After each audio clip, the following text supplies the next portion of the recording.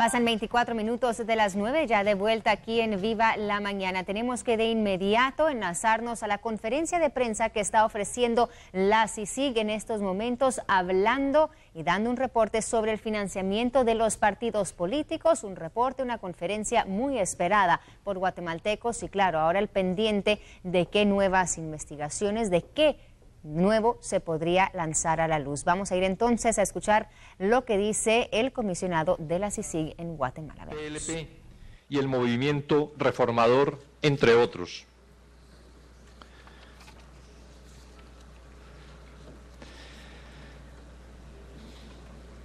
La organización de partidos políticos formales se encuentra limitada en general a los requisitos mínimos establecidos por la ley electoral, buscando mantener el control de la agrupación en las manos de los dirigentes partidarios y su institucionalidad, medida en variables como estabilidad, fortaleza organizativa, democratización interna, entre otros, es ilimitada.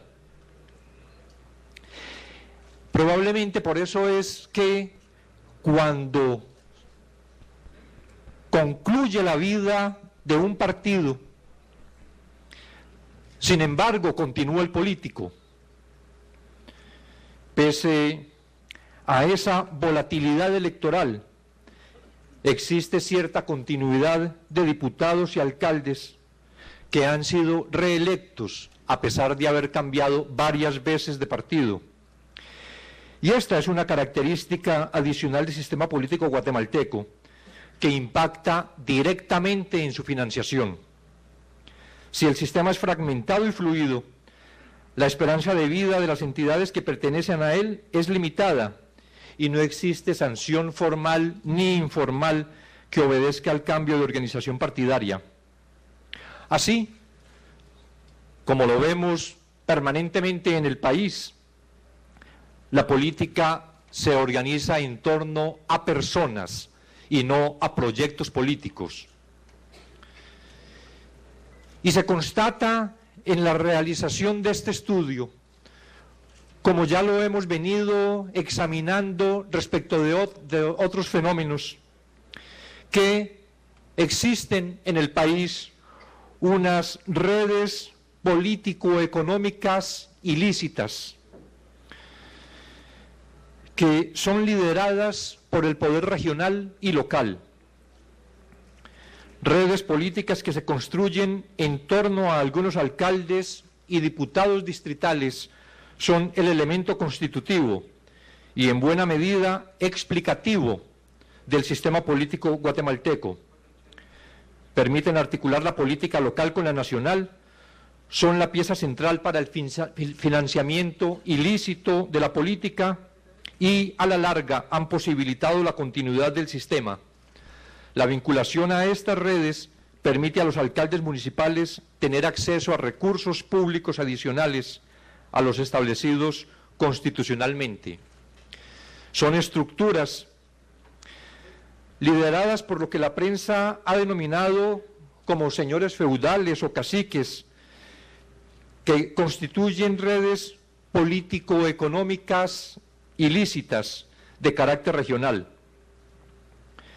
Constituyen una confluencia de individuos o agrupamiento de individuos que se autoorganizan y cooperan, comunican e informan y poseen intereses comunes o finalidades compartidas para la realización de actividades y tareas de carácter político, económico o mixtas, principalmente ilícitas, aunque colateralmente lícitas. Estas redes llevan a cabo prácticas políticas y transacciones económicas ilícitas y que luego veremos cuando presentemos algunos modelos de qué manera se han construido estas redes político-económicas ilícitas en el país. Decía que las fuentes de financiamiento en Guatemala, y podríamos decir en todos nuestros países de América Latina, son principalmente de origen público y privado funcionando de manera mixta. En cuanto a los gastos, la ley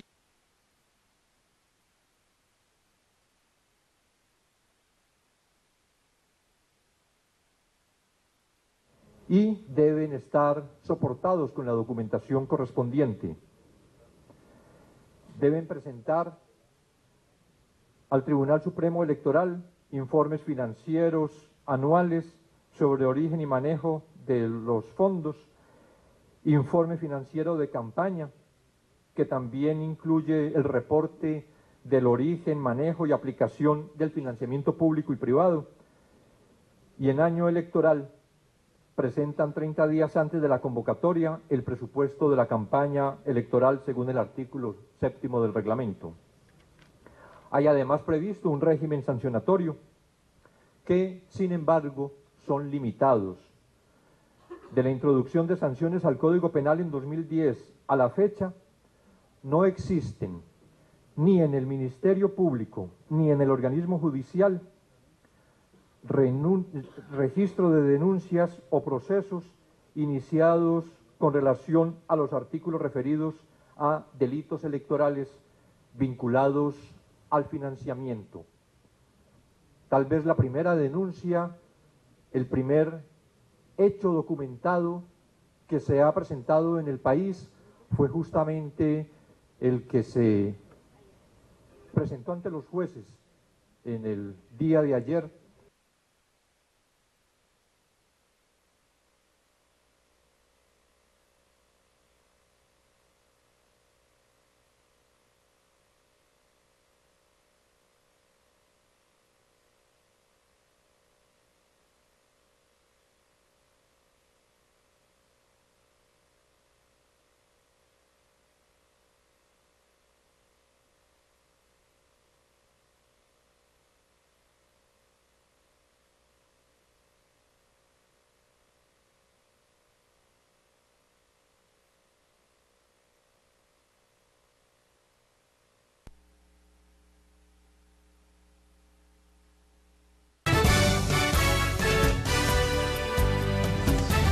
Estén pendientes porque nosotros ya estamos preparados. Guatavisión te trae la mejor cobertura para que en tu hogar no falte ni un segundo de información del acontecer político más importante del año.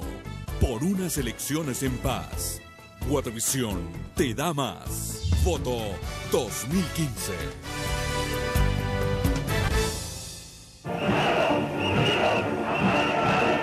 Guatemala está haciendo historia y en Guatevisión estamos documentándola, llevando a cada hogar la verdad de hechos sin precedentes que están cambiando a nuestro bello país. Esa es la transmisión en directo vía satélite en la Plaza Central. Los guatemaltecos eligieron no callar más, porque elegir es un derecho. En Guatevisión somos transparentes. La corrupción nos afecta a todos. Y estamos comprometidos con todo un país que exige lo mismo. Nuestro único compromiso es con Guatemala. Por un país en paz. Guatevisión te da más. Guatevisión, un canal como debe ser.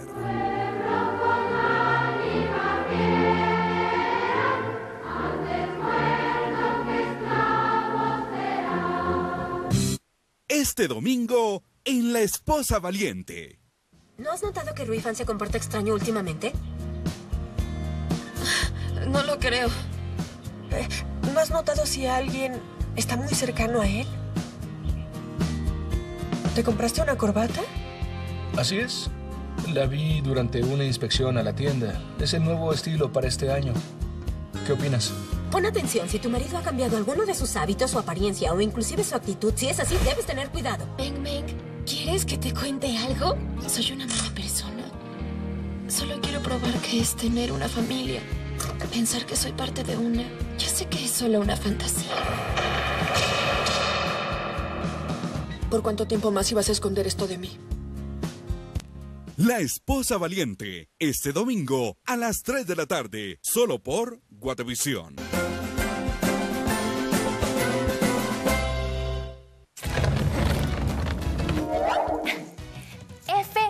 Facebook. Búscanos como Chiquirrines Club. T de Twitter. Síguenos en Twitter, @el Club de Nancy. C de correo. Dile a papi o a mami que te ayuden a escribirme un correo a nancy@chiquirrinesclub.com. ¿Se dan cuenta? 3 maneras de estar comunicados y ser parte de Chiquirrines Club.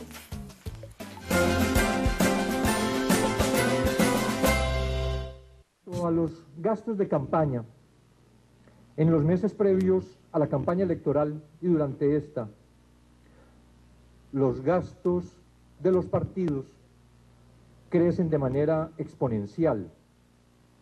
Estos gastos incluyen el uso de medios de comunicación y la llamada campaña de tierra. Miramos entonces la relación campaña de aire y campaña de tierra, las dificultades que existe para el monitoreo de la campaña de aire, fundamentalmente por la dispersión de los medios y de las campañas, que hace irrealizable el monitoreo total de estos, razón por la que tanto la auditoría del Tribunal Supremo Electoral como los estudios privados de Acción Ciudadana solo contemplan una muestra. Esos gastos en la campaña de aire, principalmente radio y televisión, son los más altos que pueden registrarse, pero adicionalmente la mayoría de municipios cuentan con canales de cable y radios locales en los que se anuncian tanto candidatos presidenciales como candidatos a diputados, a la diputación y a las alcaldías. La campaña de tierra, que es aquella en la que el candidato está en la relación directa, cercana con su elector, es descentralizada, aunque incluye aspectos comunes como la utilización de símbolos y contenidos compartidos, se deja en manos de los responsables locales, que generalmente son candidatos. Entre las actividades que se realizan en este tipo de campañas están los equipos territoriales de propaganda, la entrega de obsequios, transporte y alimentos para los activistas pagados en redes sociales, realización de mítines, visitas y reuniones, etc. Y hemos advertido lo que además es un hecho irrefutable compartido en las discusiones públicas sobre el tema, de qué manera los medios de comunicación son determinantes en la campaña electoral en Guatemala y consumen un alto porcentaje de su financiamiento. Es mediante los medios de comunicación, naturalmente, que los ciudadanos se informan, construyen y en algunos casos modifican sus preferencias políticas. Los medios son centrales en esta actividad y en Guatemala, al igual que en América Latina, un alto porcentaje de los gastos de campaña se dedica al pago de anuncios en televisión, prensa y radio. Para analizar el papel de los medios de comunicación en el proceso político, debe considerarse que existen 3 tendencias en desarrollo. Una alta concentración de los medios de alcance nacional, particularmente la televisión abierta y las cadenas de radio que cubren la totalidad del país. Una dispersión en los medios locales, departamentales y regionales y el surgimiento de grupos de medios ligados a líderes políticos. En cuanto a la concentración de los medios y los vínculos de los políticos con estos, se han producido relaciones complejas que en muchos casos generan conflictos de interés. Por la importancia que los medios de comunicación tienen en el proceso político, el acceso a ellos no puede quedar sometido al mercado y a la capacidad de compra de los partidos, pues esto hace que se den asimetrías en la competencia política.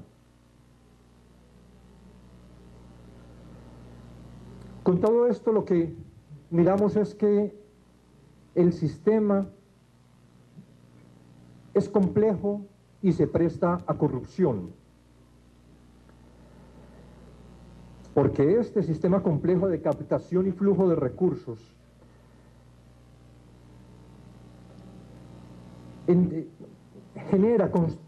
constituye, da lugar a entramados de corrupción y compromisos que operan en distintos ámbitos geográficos y de la estructura política. Este sistema de financiamiento se ha venido configurando desde el inicio de la democratización y ha moldeado y sido moldeado por el sistema político. Las transformaciones en el mundo de la política y en las propias campañas electorales han provocado que en la práctica las campañas políticas no estén restringidas a los períodos normados por la legislación electoral, sino que tengan un carácter permanente. Examinada la campaña electoral del año 2011 desde la perspectiva del Tribunal Supremo Electoral, pero también de investigaciones particulares realizadas por Acción Ciudadana, se concluye que, con 2 excepciones, todos los partidos y coaliciones que participaron en esas elecciones gastaron más de lo que reportaron como ingresos. Es decir, además, la mayoría de partidos dio datos inexactos de forma sistemática, tanto en lo relativo a sus ingresos como a sus gastos. Examinamos en el estudio cómo se efectúa esa recaudación de los recursos para los partidos. Y encontramos que predomina la persona por encima del partido. Son aportes más dirigidos a la persona que a la organización política, como en un verdadero sistema democrático debería existir. Precisamente por eso, como mencionaba antes, se produce esta distorsión en que las personas están por encima de los partidos y no responden a programas, no hay en la acción cotidiana de los partidos ni de sus candidatos planteamientos acerca de los verdaderos, fundamentales, trascendentales problemas del país que se aspira tengan una solución desde el ejercicio del gobierno que estos partidos aspiran a tener.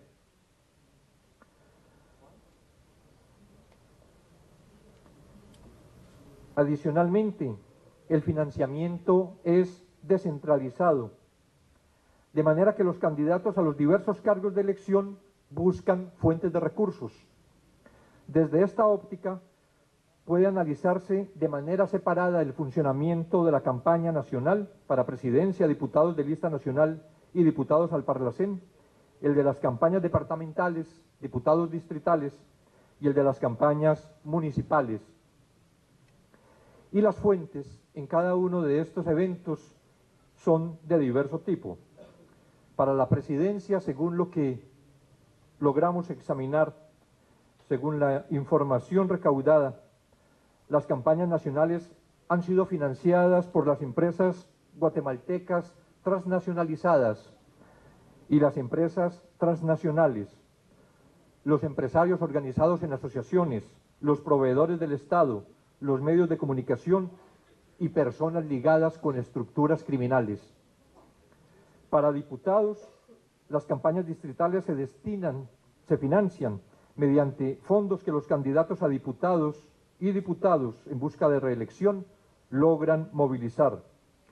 En muchos casos provienen estos fondos de entramados de empresas y ONGs articulados por los mismos diputados y que se alimentan de fondos públicos y que, con suma frecuencia, pueden desarrollar vínculos con estructuras criminales. Para alcaldes, las candidaturas son financiadas mediante recursos de los candidatos y, en ocasiones, con recursos provenientes de empresas y entidades dedicadas a la construcción de obra pública.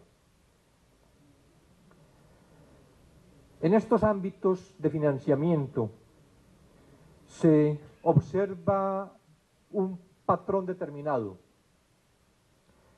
En el ámbito nacional, los receptores del financiamiento político tienden a ser las estructuras nacionales de los partidos y los candidatos a la presidencia y a la vicepresidencia.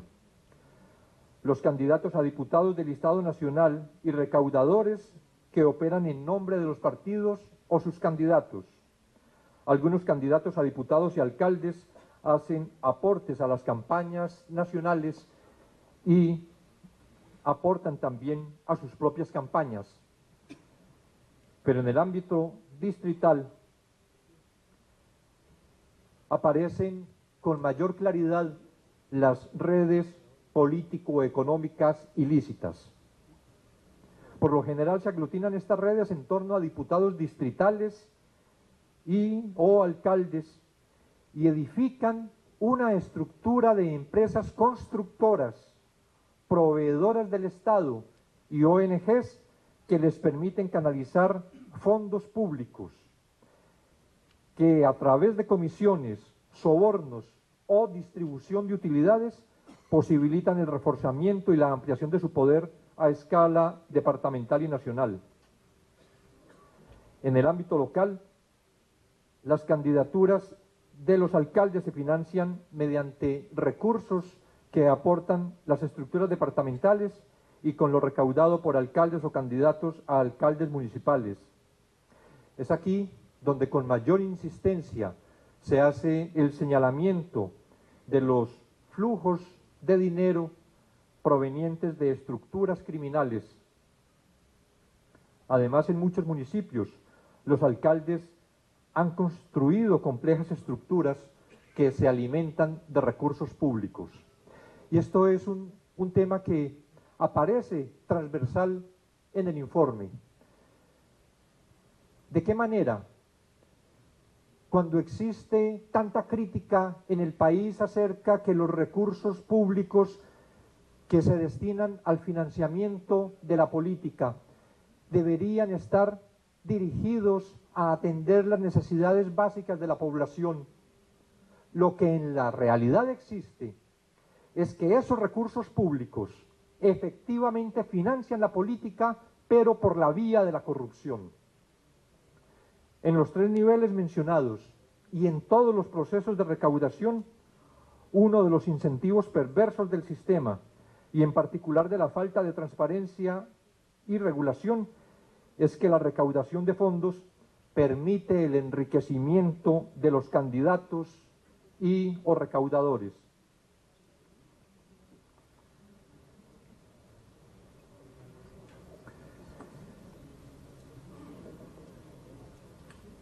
En otro capítulo pretendemos mostrar de qué manera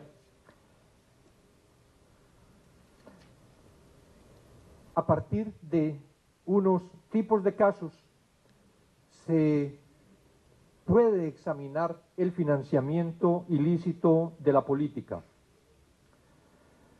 Se parte de los tipos de financista que operan en los diversos niveles de la política y que aportan a las campañas municipales, distritales y nacional. En este análisis resulta particularmente importante considerar la existencia de entramados de corrupción, estructuras criminales que a partir de posiciones políticas saquean el erario público para el financiamiento de las campañas electorales y para el enriquecimiento personal de sus integrantes. En los informes presentados por los partidos políticos al Tribunal Supremo Electoral y que dan cuenta de los fondos recibidos, nunca o casi nunca se lee el nombre de empresas o empresarios adscritos a las principales asociaciones. Hay un actor determinante, que es el recaudador. Actúa en los distintos niveles de la competencia política y moviliza fondos según sus contactos con élites empresariales, proveedores del Estado, donantes que prefieren mantener el anonimato y con estructuras criminales. Es un actor con independencia. Sobre todo en las campañas presidenciales, los recaudadores actúan de manera independiente a los partidos, movilizando recursos directamente para el candidato presidencial, a quien no siempre reportan ni siquiera el nombre de los donantes, ni los montos de los aportes. No establece con claridad cuáles son los compromisos adquiridos con los financistas, con una autonomía que le hace posible al recaudador, en muchos casos, quedarse con parte de esos donativos. Asimismo, durante un futuro ejercicio de gobierno, le posibilita un alto grado de incidencia en los gobernantes y se presta al tráfico de influencias. Un ejemplo paradigmático lo constituye el caso del señor Gustavo Alejos en la UNE. Es un recaudador que se enriquece y construye redes durante el gobierno de Álvaro Colón. Alejos fue nombrado secretario privado de la presidencia, desde donde logró una importante influencia política y hasta convertirse en facilitador de negocios propios y ajenos. Financista y operador de Colón, durante las campañas electorales de 2003 y 2007, influyó en el nombramiento y destitución de funcionarios. Durante este periodo, las empresas vinculadas con él fueron beneficiadas por contratos públicos y su hermano y su padre fueron nominados como candidatos a diputados por la Unidad Nacional de la Esperanza. Gustavo Alejos reconoció públicamente que apoyaba con financiamiento a Sandra Torres, candidata presidencial de la UNE, a Roberto Alejos de Todos y a La Gana.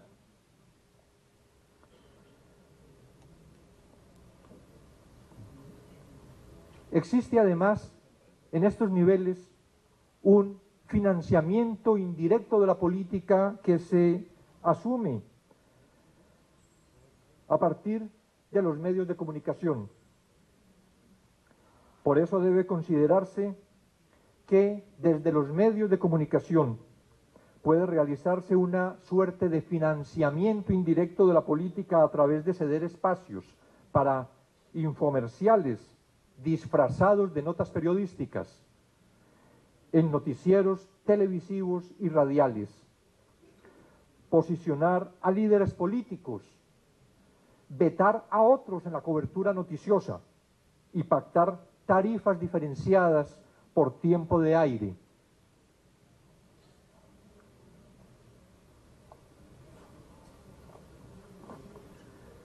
Existe además, lo advierten en el cuadro presentado, de qué modo un monopolio en la televisión del sistema VHF existe en el país y de qué manera ese monopolio incide directamente en las elecciones.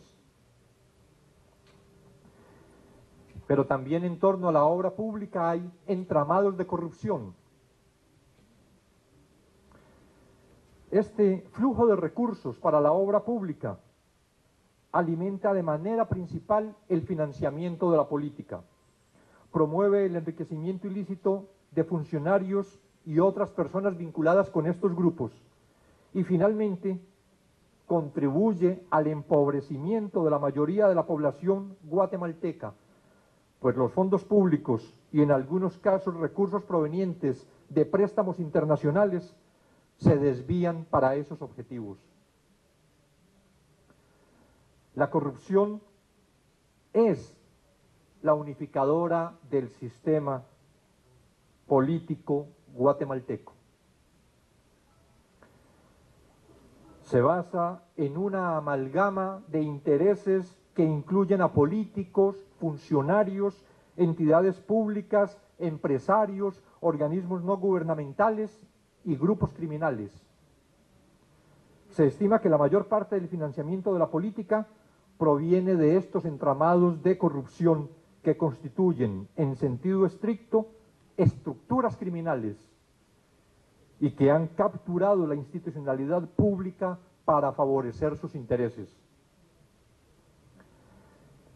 En torno a la obra pública, examinamos de qué manera se produce ese financiamiento político ilícito a partir de constructores aglutinados en asociaciones que influyen a través del financiamiento político y sobornos en posiciones estratégicas en el MISIP o en el Congreso, lo que les permite incidir en la adjudicación de nuevas obras o en el mantenimiento de la red vial.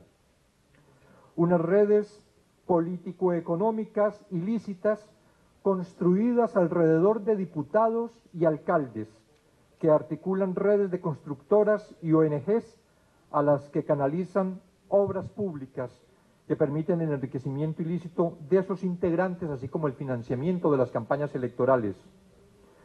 Unas estructuras articuladas desde empresas constructoras que financian campañas electorales para obtener a posteriori la adjudicación de las obras públicas. Estructuras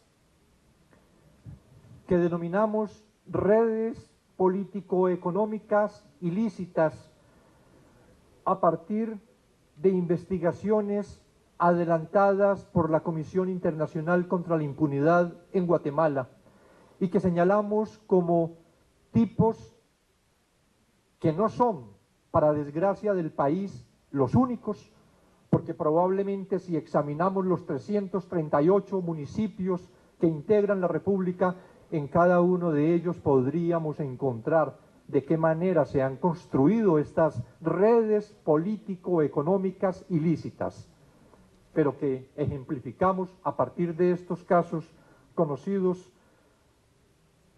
en la estructura a la que ya recientemente se hizo referencia de Baudilio Ichos, o el caso de los diputados Chávez y Arriaga, o el caso más reciente del alcalde de Chinautla, que constituye una red política, económica ilícita para saquear los fondos públicos.